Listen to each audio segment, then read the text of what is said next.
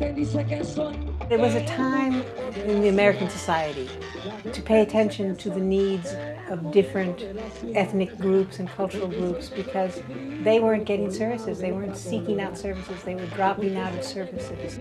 I think public mental health was adequate, bureaucratic, and okay in a generic way, but in terms of meeting people where they were culturally, it wasn't there.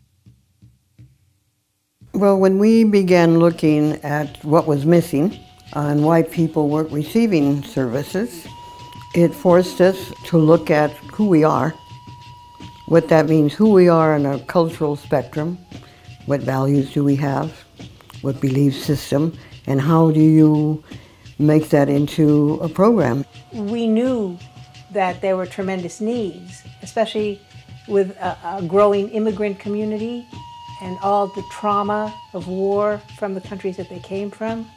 To get people to open up about their lives, about what their needs were, you really needed to do it within a cultural context that made it feel safe and familiar.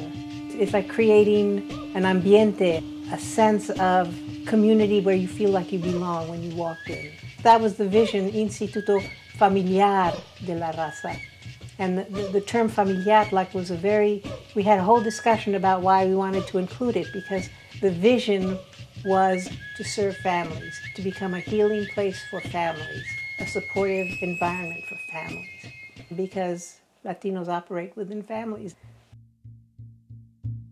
The three kind of guiding principles and philosophy of the Instituto has been, one, a relational concept that we call in Lakesh, Otro. And it comes from ancient teachings that are thousands of years old.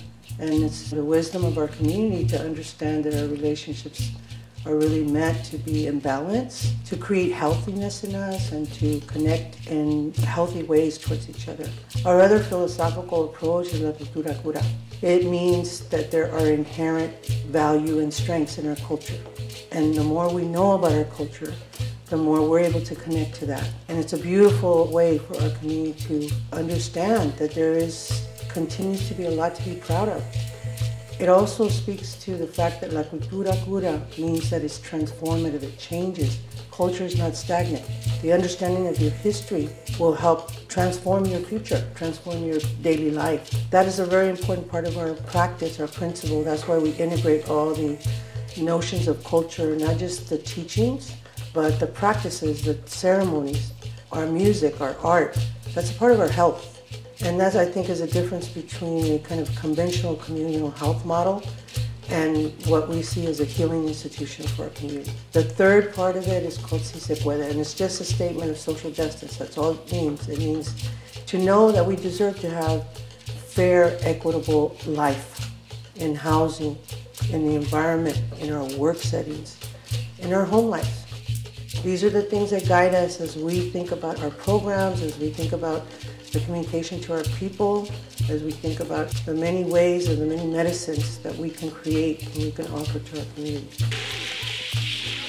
I would like to see the Instituto continue with love and dedication, and to have people there who really want the best for a community, so that we truly work with hermandad, right, with humanity and with sisterly, brotherly love for each other.